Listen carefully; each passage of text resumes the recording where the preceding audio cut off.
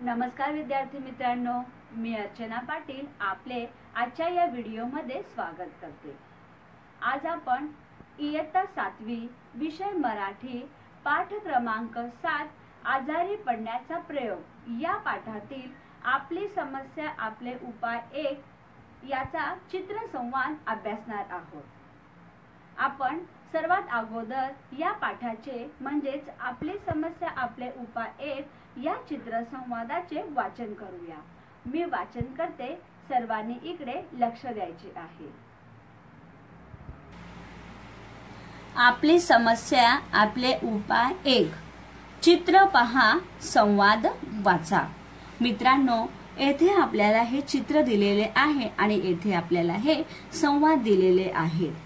आता आपण जर या चित्राचे निरीक्षण केले तर आपल्याला चित्रामध्ये येथे एक आजी दिसत आहे आणि एक मुलगी दिसत आहे।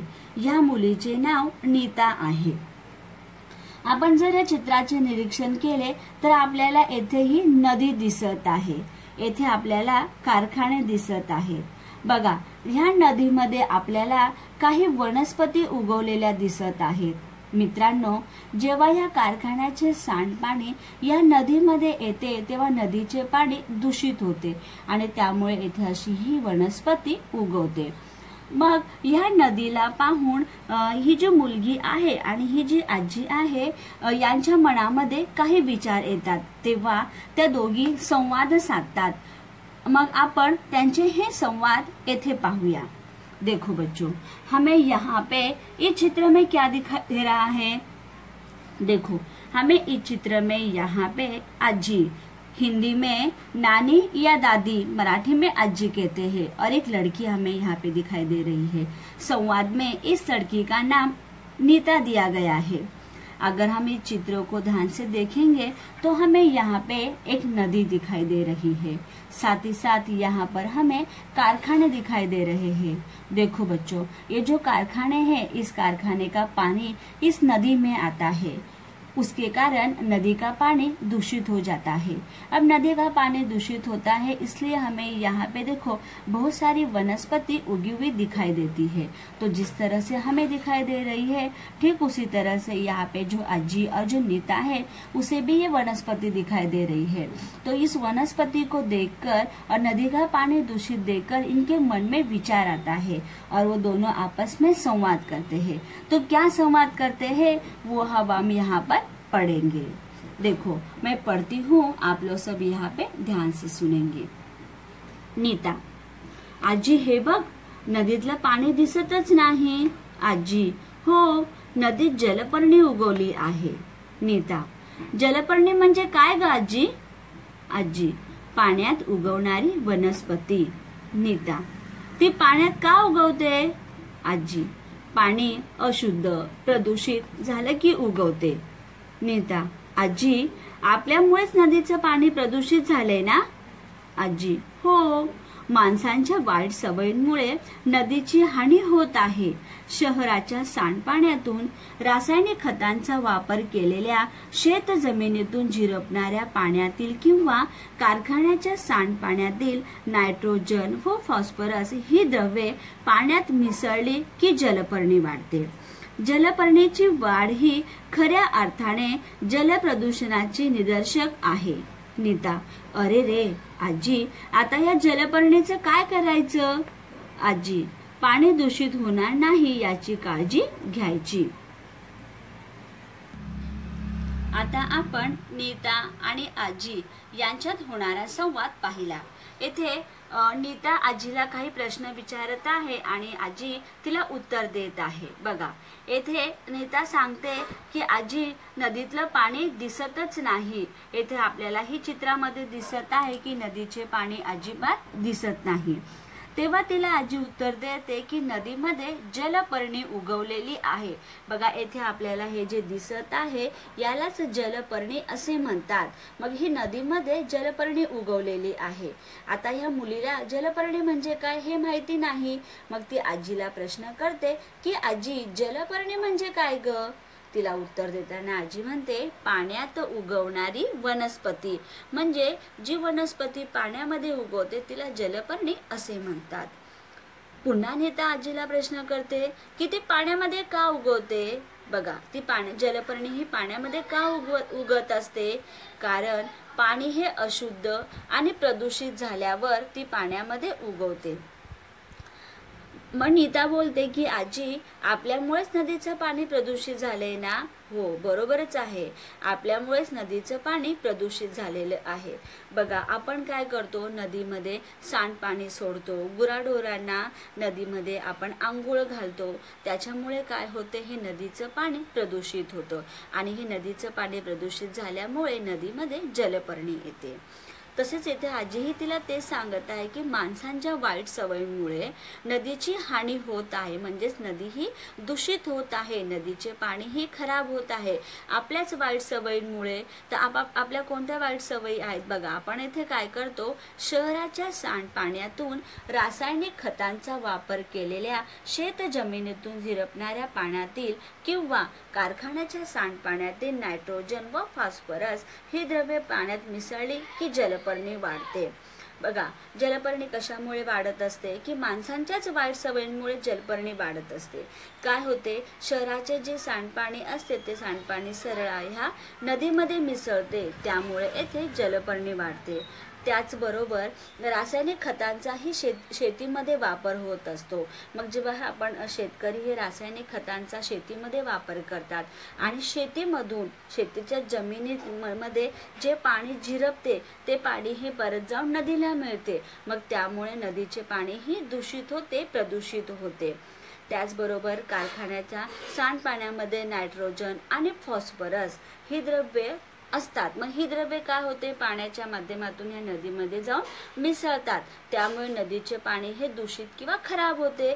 त्यामुळे ह्या पाण्यामध्ये जलपर्णी वाढते. आता जलपर्णीची वाढ ही खऱ्या अर्थाने जलप्रदूषणाची निदर्शक आहेत. म्हणजे जलप्रदूषण म्हणजेच काय की पाणी खराब करणे. जल याचा अर्थच होतो पाणी, मग पाणी खराब करणे. मग जलपर्णी वाढले म्हणजेच काय झाले की जलप्रदूषण हे निदर्शक आहे, म्हणजेच पाण्यामध्ये जलपर्णी वाढलेली आहे. आता नीता बोलते, अरे रे, आता या जलपर्णीचं काय करायचं. आजी बोलते, पाणी दूषित होणार नाही याची काळजी घ्यायची. म्हणजे आपल्याला इथे काय करायचे आहे, नदीचे पाणी दूषित होणार नाही याची आपल्याला काळजी घ्यायची आहे. त्यामुळे आपण जेव्हा हे सांडपाणी कारखान्याचे हे सांडपाणी नदीत सोडायचे नाही असा आपल्याला विचार करायचा आहे. नदीतून मिळणारे पाणी हे शेतीसाठी उपयोगी पडते. त्यामुळे तिथे रासायनिक खतांचा जर शेतकरी वापर करत असेल तर ते पाणी नदीमध्ये न जावे यासाठी शेतकऱ्यांनी सुद्धा काळजी घ्यायला हवी. नदीचे पाणी दूषित नको व्हायला हवे, नदीचे पाणी चांगले राहायला हवे यासाठी आपण सर्वांनी काय करायला हवे, त्याची काळजी घ्यायला हवी. येथे आपल्याला असे सांगण्यात आलेले आहे. देखो बच्चों, को इस संवाद में क्या दिखाई दे रहा है, हमें इससे क्या पता चला कि आजी और नीता इन दोनों में संवाद हो रहा है. हमने यहाँ पे देखा कि नदी में जलपर्णी उगी है. अब नीता को जलपर्णी मतलब क्या वो पता नहीं है, तो वो अपने आजी से पूछती है कि आजी जलपर्णी मतलब क्या. तो जलपर्णी का अर्थ होता है बच्चों पानी में उगने वाली वनस्पति. जो वनस्पति पानी में उगती है उसे जलपर्णी कहा जाता है. अब नीता अपने आजी से पूछती है कि वो पानी में कैसे उगती है, कैसे आती है वो पानी में. तो आजी उसे क्या कहती है, जब पानी अशुद्ध हो जाता है, प्रदूषित हो जाता है, तब अपने आप वो जलपर्णी पानी में उग जाती है.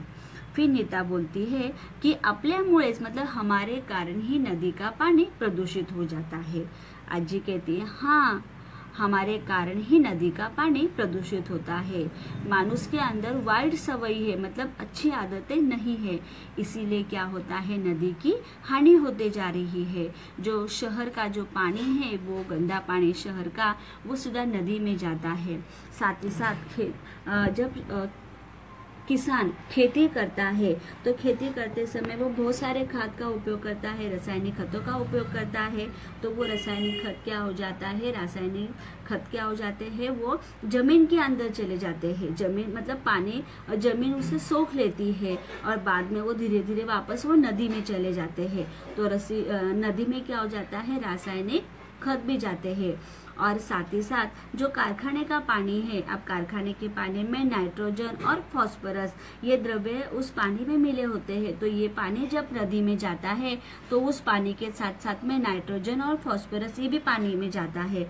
तो उससे क्या हो जाता है, पानी दूषित हो जाता है, प्रदूषित हो जाता है और उससे क्या होती है, जलपर्णी बढ़ जाती है।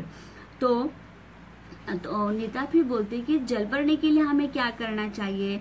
तो आजी कहती है कि अगर जलपर्णी नहीं आना चाहिए नदी में, तो इसीलिए हमें क्या करना चाहिए, नदी का पानी दूषित नहीं होगा, नदी का पानी साफ रहेगा। इस बात की हमें क्या करना चाहिए, काळजी करना चाहिए, काळजी करना चाहिए। इसका अर्थ हम कैसे लेंगे, इसका अर्थ ऐसे है कि नदी का पानी दूषित नहीं होगा, इस बात का हमें ध्यान देना है। मतलब गंदा पानी हमें नदी में नहीं छोड़ना है। अभी भी कुछ गांव में जो जानवर होते हैं उनको नदी में नहलाया जाता है, तो उनको नदी में नहीं नहलाना चाहिए। जो गंदा पानी जाता है नदी में, वो गंदा पानी नहीं जाना चाहिए। अगर हम इस बात का ध्यान रखेंगे तो नदी का पानी साफ रहेगा और नदी में जलपर्णी नहीं उगेगी। आया बच्चों सबको समझ में, इस बात का हमें ध्यान रखना है। आपली समस्या, आपले उपाय 1 यातील आपण काही प्रश्न पाहूया। पहिला प्रश्न आहे, नदीचे पानी कशामुळे प्रदूषित होते। इसका अर्थ होता है बच्चों, नदी का पानी किस वजह से प्रदूषित होता है। उत्तर, माणसांच्या वाईट सवयींमुळे नदीचे पाणी प्रदूषित होते। शहराचे सांडपाणी नदीत मिसळते। रासायनिक खतांच्या वापरामुळे जमिनीतून झिरपणारे पाणी नदीत जाते। तसेच कारखान्यातील सांडपाण्यातील नायट्रोजन व फॉस्फरस या द्रव्यामुळे नदीत जलपर्णी वाढते, त्यामुळे नदीचे पानी प्रदूषित होते। कुछ समझ में आया बच्चों। देखो हमें इसमें क्या बताया गया है कि इंसान के अंदर जो वाइट सवय है, मतलब जो बुरी आदतें हैं, उस बुरी आदत की वजह से नदी का पानी प्रदूषित होता है। शहर का जो सांड पानी, जो गंदा पानी है, वो नदी में मिक्स हो जाता है।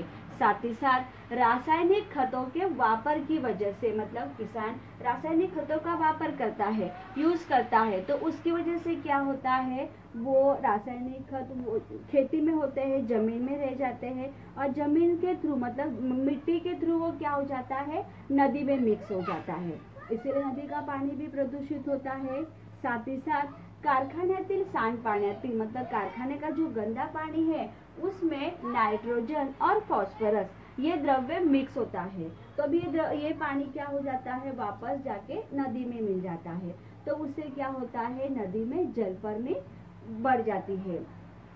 इसीलिए नदीचे पाणी प्रदूषित होते, इसलिए नदी का पानी दूषित हो जाता है। आपण दुसरा प्रश्न पाहूया।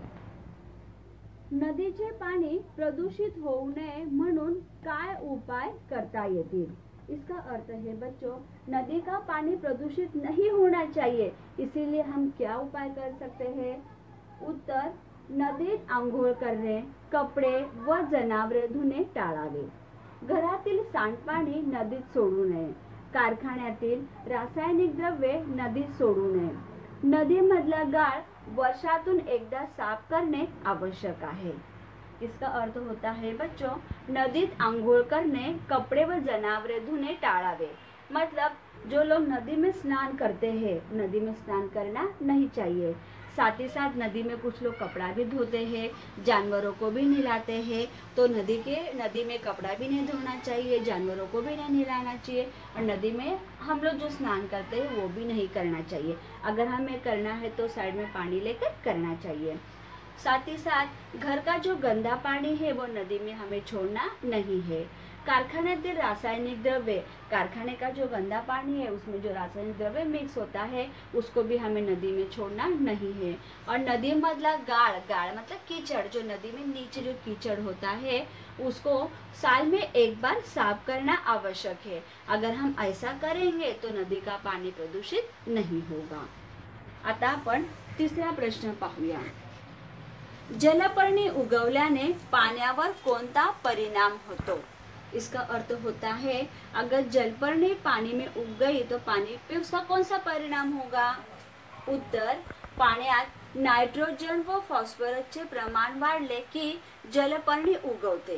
देखो, अगर पानी में नाइट्रोजन और फॉस्फरस का प्रमाण अगर बढ़ जाएगा तो जलपर्णी उगती है। त्यामुळे पाण्याचे खरे जल प्रदूषण होते, पानी दूषित होते, इसीलिए पानी का जल प्रदूषण होता है और पानी दूषित हो जाता है। आता आपण चौथे पाहूया।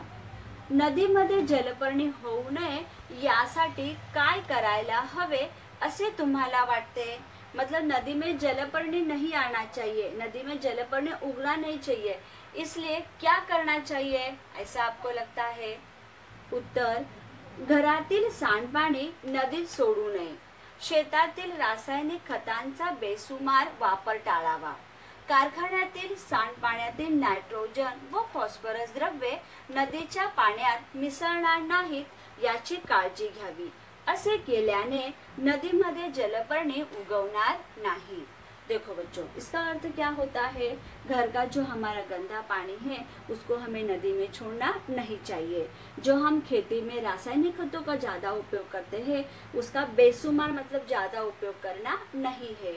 जो कारखाने का जो सांड पानी है, जो गंदा पानी है, उसमें नाइट्रोजन और फॉस्फरस द्रव्य मिक्स होते हैं, तो ये नदी के पानी में मिक्स नहीं होंगे, इस बात की हमें काळजी करना है। मतलब हमें उस बात पे ध्यान देना है कि नदी के पानी में नाइट्रोजन और फॉस्फरस द्रव्य ऐसे मिलना नहीं चाहिए, इस बात की हमें काळजी करना है, मतलब ध्यान देना है। अगर हम ऐसा करेंगे तो नदी में जलपर्णी नहीं उगेगी। अशा प्रकारे आपण आजारी पडण्याचा प्रयोग या पाठातील आपली समस्या आपले उपाय 1 हा चित्रसंवाद अभ्यासला, त्यावर आधारित काही प्रश्नही बघितले। आता तुम्हाला काय करायचे आहे? जे प्रश्न फळ्यावर लिहिलेली आहेत ती प्रश्न तुम्हाला तुमच्या वहीमध्ये लिहायची आहे आणि ज्या दिवशी आपला ग्रुप ओपन होतो म्हणजे शुक्रवार आणि शनिवार, त्या दिवशी तुम्ही जो वहीमध्ये स्वाध्याय केलेला आहे तो तुम्हाला ग्रुप मध्ये पाठवायचा आहे। देखो बच्चों, आज हमने आपली समस्या आपले उपाय 1 इस चित्र संवाद का अध्ययन किया है। साथ ही साथ उसमें जो प्रश्न दिए गए हैं उस प्रश्नों को भी हमने देखा है और वो हमने फलक पे भी लिखा है। तो आपको क्या करना है, जो फलक पे प्रश्न दिए गए हैं उसको आपकी बुक में लिखना है और जिस दिन हमारा ग्रुप ओपन होता है मतलब शुक्रवार और शनिवार के दिन, उस दिन आपने जो स्वाध्याय किया है उसको ग्रुप में भेजना है। धन्यवाद बच्चों, मिलते हैं हम अगले वीडियो में।